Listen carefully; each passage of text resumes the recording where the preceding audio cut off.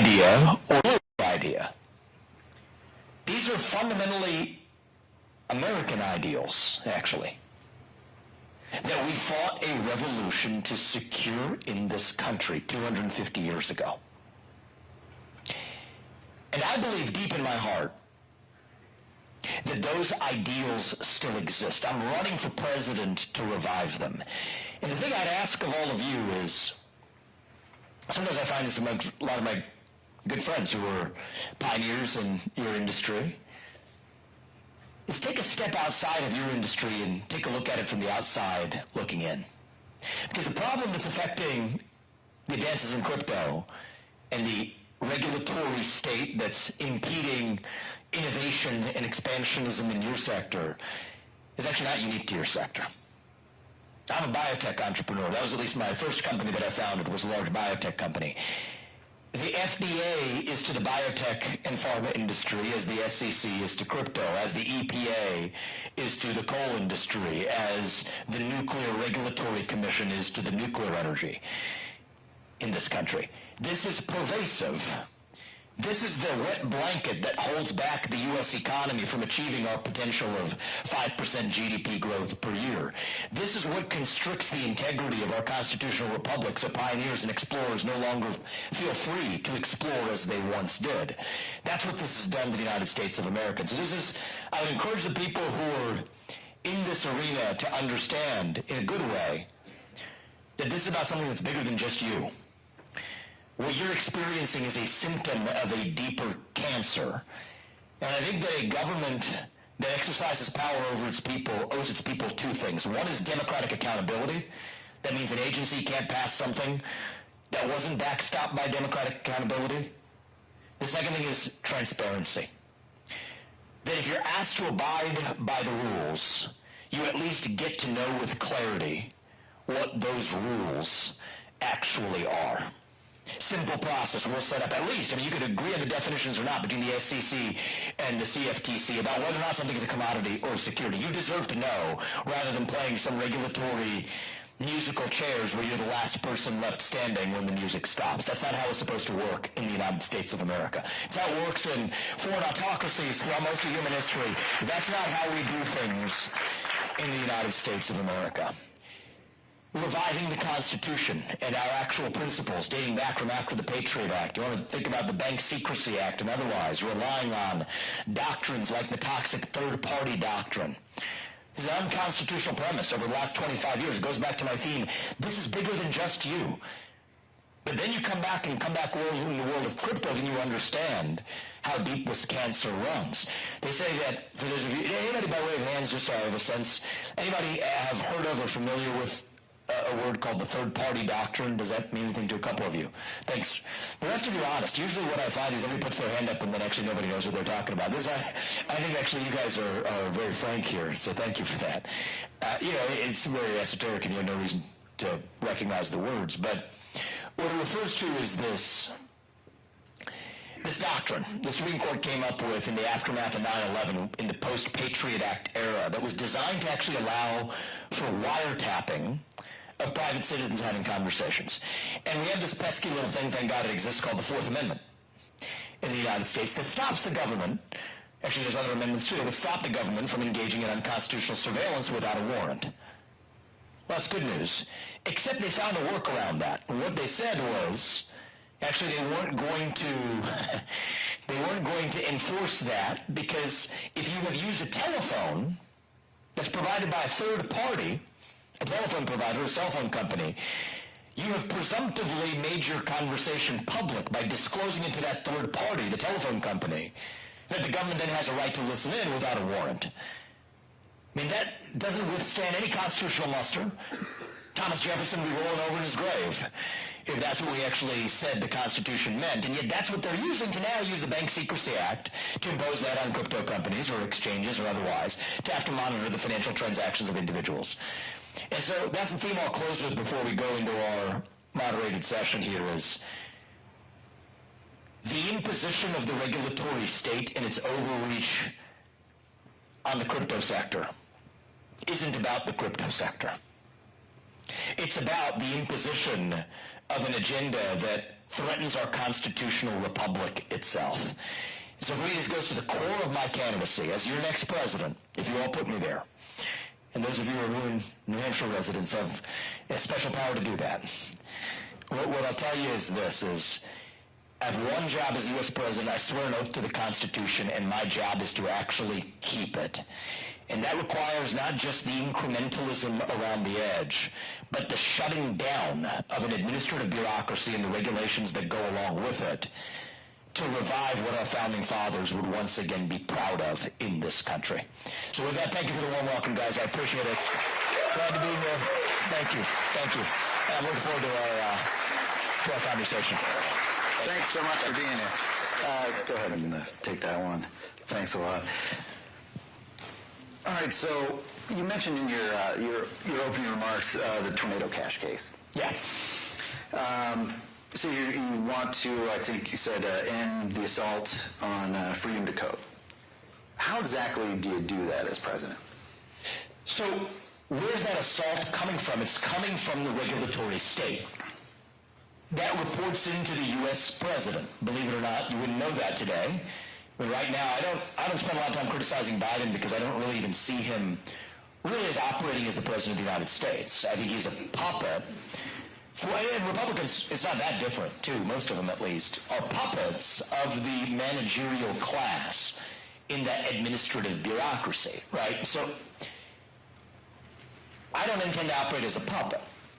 Article 2 of the Constitution says that there's one president. The executive power of the United States shall be vested in a president. That's what it says. And so I don't believe in 100 different executive branches, each operating on their own island under the so-called guise of independence. Independence is really just a code word for lack of accountability. So I will direct all agencies to immediately cease enforcing any regulation that fails the Supreme Court's test in West Virginia versus EPA. We'll have an ombudsman in every agency who shares the Supreme Court's understanding of that to be able to go through and rescind what will almost certainly be an overwhelming majority of those federal regulations.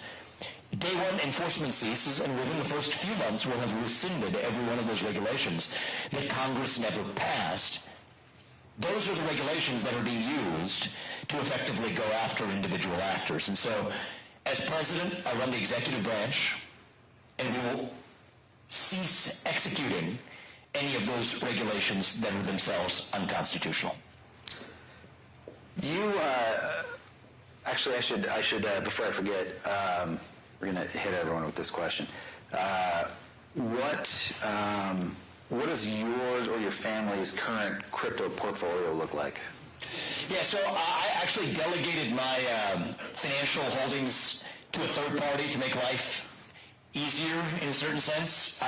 So that's run independently. But my financial disclosure forms come out, and my last one came out, I think, in September 30th, I want to say, and was pretty, by normal standards, big holder of Bitcoin and Ethereum both. And so that was in that last financial disclosure form, and I owned those long before deciding to run for U.S. president. So that's the most recent record. Yes, exactly. Okay.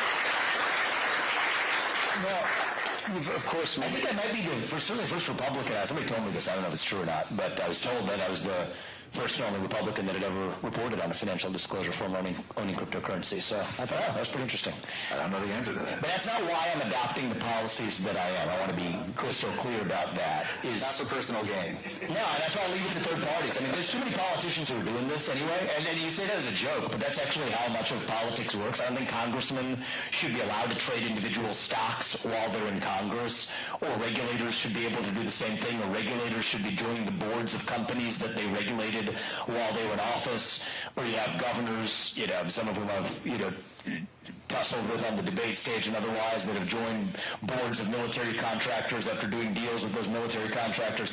I just don't think that should be happening in the United States, and so it's not because the law requires you to, but I just chose to say, hey, let's have somebody else focus on the financial portfolio, because right now I'm in a phase of my life where it's about giving back to this country. But my views on the thing that led me to see the original allure of Bitcoin was actually back when I was in law school, the vision of code as law. I find that alluring.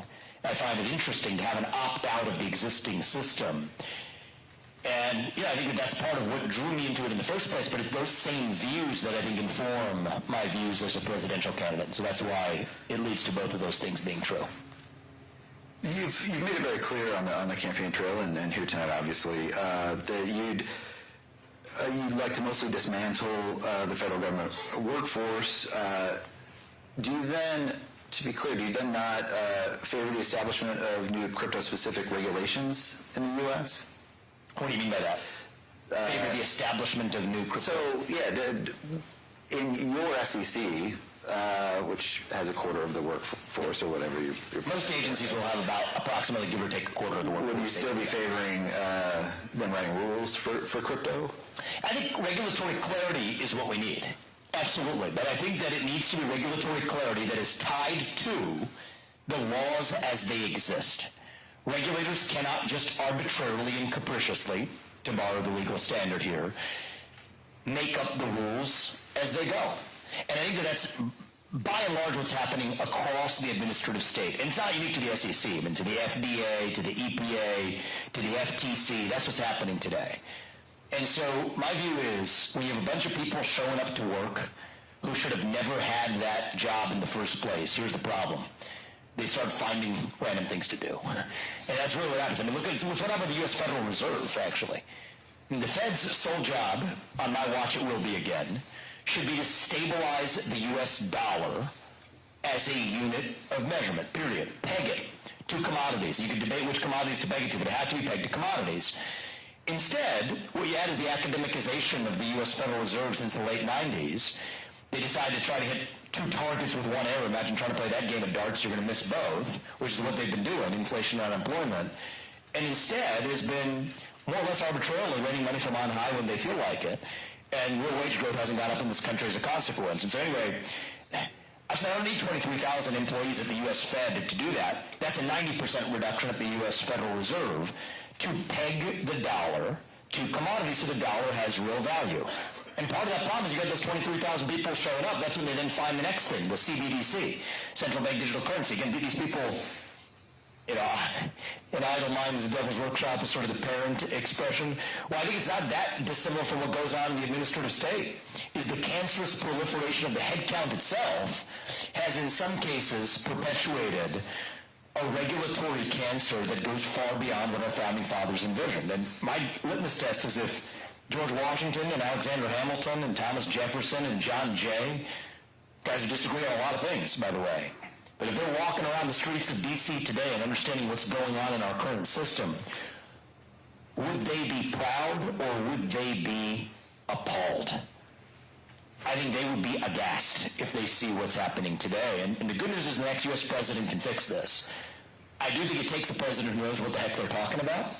I think it's missing in our politics, just to be blunt about it. I'm a businessman. I came from the outside as an entrepreneur. I can tell you from my own firsthand experience, I mean, most politicians are vessels. They're just vehicles. Listless vessels is a term that's been used, and I agree with that, who are effectively there to recite slogans handed to them by their consultants that some donor taught them to say. I mean, that's the state of American politics today. And I think if we want to get to the essence of what's going on, it might be helpful to have somebody who, A, isn't bought and paid for by that same system, but B, who actually has a first personal understanding of, fill in the blank, AI, future of medicine or healthcare or cryptocurrency in this country. And I do think it's going to take a new generation of leadership to accomplish that.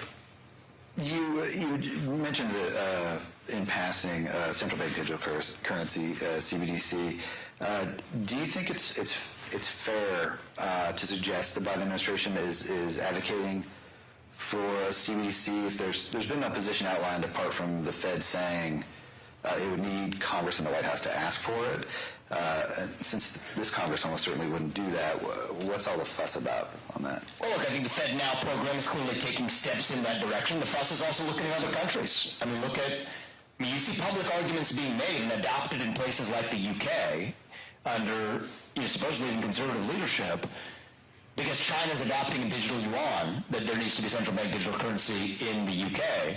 And some of those same arguments are absolutely being made under Yellen and otherwise in the Treasury today. And so, I think the fuss is about when you have a regulatory set of agencies that have adopted a lot of power that they're exercising without congressional consent, and then those same regulators start talking about the merits of a central bank digital currency and then start to take steps through the Fed Now program and otherwise that they send a motion that could pave the groundwork for it. Yes, I think the citizenry ought to be alert to that. And so, to the contrary, maybe in your world you'd call a lot of fuss. I challenge you to turn on cable news, you're not going to have heard, or print media or the New York Times, there is no fuss. So, I just, just in jest, but turn around, but what's the fuss about saying that there's a fuss? Because there isn't one, right? And I think that that's actually, to the contrary, something that people actually need to be far more alert to. And the good news is I'm not overly histrionic about it. All I've said is we'll put an end to the Fed Now program, and we're not going to have a CBDC on my watch, and make a clear statement to that effect. And I want to apologize for that. So, we're CoinDesk. We may focus a little bit more on these issues than that's right. You're Steve. You with CoinDesk? Yes, okay. That's right. So you've of course been the most outspoken presidential candidate about digital assets generally. So a bit of a crypto politics question. Some crypto insiders would declare themselves single issue voters on this issue. Do you think there is a single issue voting bloc around crypto? I mean, I guess you just told me there is, so I'm not going to deny your reporting. A few people on social media, it doesn't necessarily represent a bloc. Yeah, I mean, I don't know is the answer. I think there's a lot of people to whom it's important, though. Mm-hmm. And so whether that's a single issue voter or an issue that matters to a lot of voters, I think it does matter to a lot of voters. I'm not a single issue voter, but I think that it's an important issue that needs to be addressed. And I think that, I mean, look, it is hopefully telling that it takes somebody from the outside, from a different generation with fresh legs, who comes from the business world as an entrepreneur, who supports innovation in this country, to be sort of the sole candidate in the Republican field that has the first thing to say about it. And I think that it's important that the person you put there isn't, even if eventually other candidates carbon copy everything I've said and are still saying it, I think it's important to have a presidential candidate who understands the why as well. Because otherwise, I mean, the circumstances are going to change in the future. We're not going to be able to predict what the threats are to, let alone your industry, and to liberty in this country 4 or 5 years from now. It's a constant cat and mouse game between, the governed and the government. And I think that that's something that requires somebody who's anchored in the why and understanding that. And so, I can't speak for the other candidates as to why they're doing it. Maybe they're looking at where the voting blocks are, and they're smart, not wasting their airtime on the issue of crypto, and maybe that's the case. I don't think that's the case, but regardless, I'm not doing it as a political calculus. I'm sharing it because it's important to me, and that's my strategy in this campaign is speak the truth, share my actual convictions. I'd rather do that and lose an election than to win by playing some political snakes and ladders. But my hope is that's going to be the winning strategy, and that's not up to me, that's up to you guys. And so that's the way we're running this. One of your convictions is that most crypto assets are commodities. Is that a correct thing to say? As of today, I believe I believe that's the case. So in that view, the SEC has no business in getting in their way. Well, I have a more foundational view, though. Okay. Which is whatever it is, let's be clear about it. Okay, right. This is the worst case scenario of all, isn't crypto assets being characterized as securities. It's whether you have any idea whether they're characterized as securities or not. And that's where we are right now. So my foundational strongest view is any government that is applying rules to its citizens deserves to, ex ante, like beforehand, like before you're charged with something, deserves to tell you what those rules actually are. I think that's not too much to ask. But I want people to understand, I don't think that ambiguity is innocent ambiguity. I think it's intentional.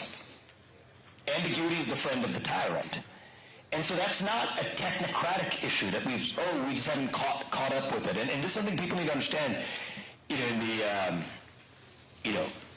nascent cottage industry if people want to lobby for your industry or whatever, it will say things like, oh, we just have to educate them. It's not quite right. I think what you might find is the more you educate them, in the short run, the worse it's going to be, because people understand what this actually represents.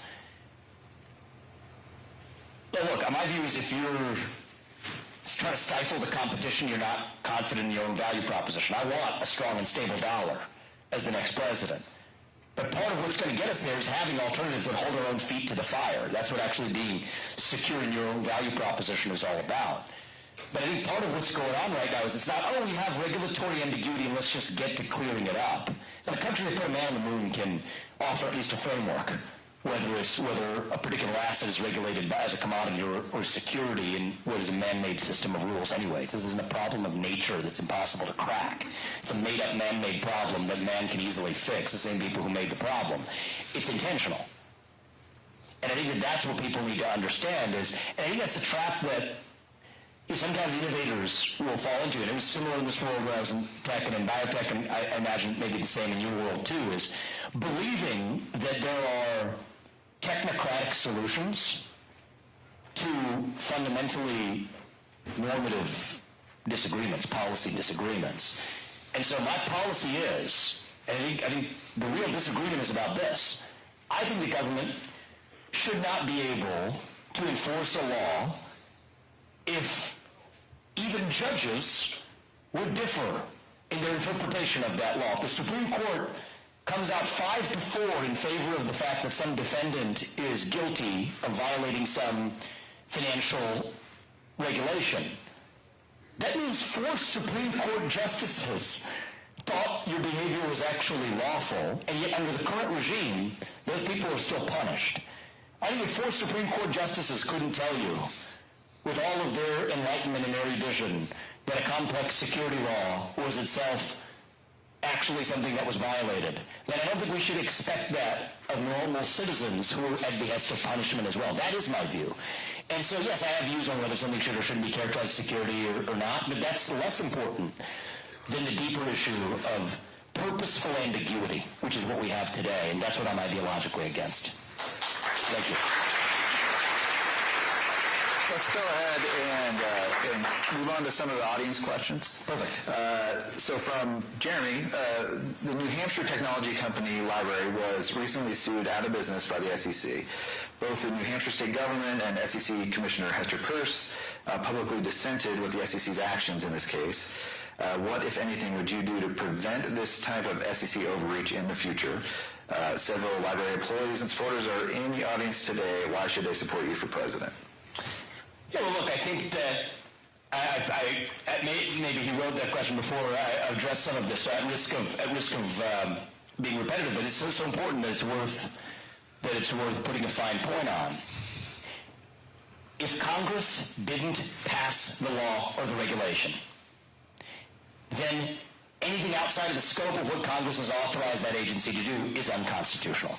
And when you have an agency, and so many of these agencies have the rule writer, the judge, the juror, and the executioner all in the same line of command in that agency, that's not a fair trial. There's actually a case up in front of the Supreme Court now, I don't know if it was Fish and Wildlife Service or one of the agencies, where 95%, it's not that different for the SEC, 95% of the cases that make their way through those administrative law judges are decided in the agency's favor. Who would have ever thought? The same agency that wrote the rules that gives you a judge for a fair and impartial trial comes out 95% of the time agreeing with the agency. I mean, that's something out of Soviet Russia, right? That's not the United States. And so it comes back down to gutting and dismantling that system. It's not just, oh, let's fire this. It's not individual action. I think that's what I want people to understand. As people talk about, people who don't like the FBI, we'll talk about Christopher Wray. People who don't like what the SEC is doing here, we'll talk about Gary Gensler. You're missing the point. It's not individual action. It is the Leviathan.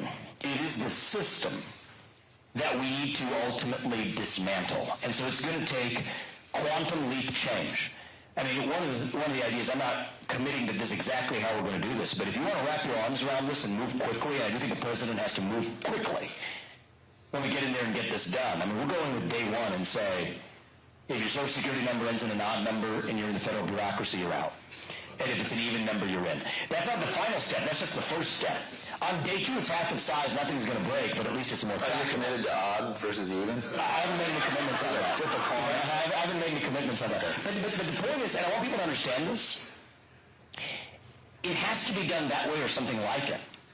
Because otherwise you run into these complex civil service rules where they could sue back and say, oh, it's political retaliation or a civil rights violation. And this is why presidents don't downsize the administrative stays. They're told, somewhat understandably, that this is exactly what's going to happen.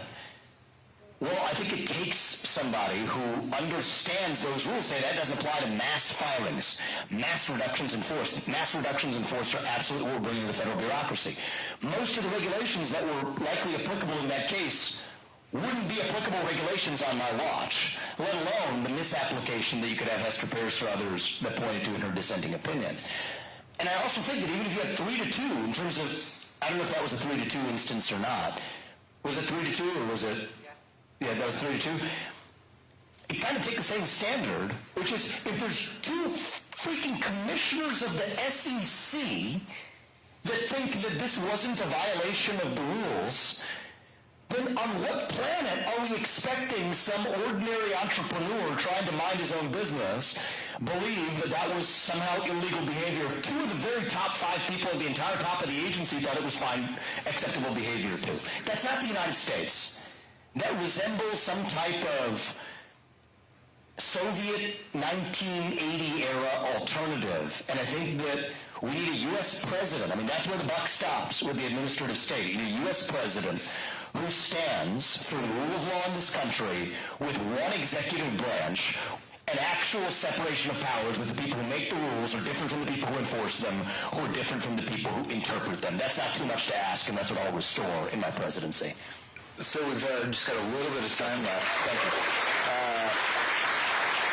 There's a very good question from Justin. I think small crypto businesses across the country are creating jobs in underserved areas, just like my business is in rural Ohio. What would your administration do to help grow this new industry in forgotten communities like mine that have been ravaged by manufacturing moving overseas? And just give me the first part of which industry we're talking about? It's crypto, small crypto businesses across the country. Crypto businesses across the country, yeah. Mm-hmm. Yeah, I mean, look, I think that the government's the main obstacle. Right? I mean, I think there's 2 elements. It's sort of 2 forces required, okay? One is the fountainhead of innovation in this country. And I think that there is a real threat there, too. We have a culture that penalizes boundless innovation. You're taught, if you go to the educational system now, if you're the highest achieving kid in the class, you're taught to hide it, taught to apologize for success and who you are. And that's not something the government's going to fix. But that is a cultural failure right now that the U.S. president can set a role to say that you don't have to apologize for success or achievement in this country. Success is cool. Achievement is cool. If you're going to stand out, be outstanding. Okay, that's something you don't have to apologize for. But I think the other side is even when you do have those rare people who are willing to do it, small businesses, in my view, is why stay a small business if you're operating a crypto small business in part of the country? My wish for you is if you want it to be so, you can make it a big business through your own success and reaching people who actually want your services. You should have a government that doesn't stand as an obstacle in your way. And I think that as long as we're following the laws as they're already enshrined, and you shouldn't be able to lie to somebody and tell them you're going to sell them something that you don't actually sell them. You shouldn't be able to cheat somebody and go into their house and steal their property, whether it's a digital asset or not, or whether it's a USB stick that holds passwords inside somebody's house. That's theft. And just because that's a digital asset on there doesn't change that law that you still can't walk into somebody's house and steal that USB stick. Restore some clarity to say that we've always had new kinds of assets that have evolved. Keep the laws intact that we already have, but don't penalize a new asset for simply being in the category of new. And with that view, I think we're going to not only respect our constitutional republic, but we're going to unlock a wave of innovation and economic growth in this country that we haven't seen in a long time. Yeah, if I just ask, just out of curiosity, how many of you do live in New Hampshire who are in this audience? A good number of you. Is every one of your votes here in this primary? You could argue it's the equivalent of 1 million votes when you show up. And many of you are not traditional, I assume, many of you are not traditional Republican primary voters who get polled right now. I think we're actually going to shock the polls, which is perfect because many of you don't get polled, but as long as you all come out and each of you bring 100 people with you, that's a significant portion. If you bring 100 people with you out on January 23rd here in New Hampshire, that's a significant impact on what you're going to have in the race. And so in a certain sense, know that the industries, other industries, are the bigger legacy incumbents or the people at the big banks that want to stifle the rise of new crypto alternatives or otherwise. They have a lot of people arguing for their interests, right? A lot of super PACs supporting their causes. Well, you can't just look at somebody else and throw your hands in the air and say, hey, why are we suffering the doom and gloom? I'm asking you guys for your help as well. If you like, I don't know if I agree with 100% of what I've said, but if you like most of what I've said here and elsewhere in the campaign, if we're going to be saved, it's going to be because we save ourselves. And so I'm going to ask you guys to do your part. Come out on January 23rd to the Republican primary caucus. That's actually the primary election. That's what makes a difference. Bring 100 people with you who are like-minded. And we're going to not only shock the world here in New Hampshire. If I win New Hampshire, I'm your next president. If I'm your next president, we get done the things I'm telling you we're going to get done. So thank you for having me, man. I appreciate it. Thanks so much. Thank you. Thanks so much. Appreciate it, guys. Thank you.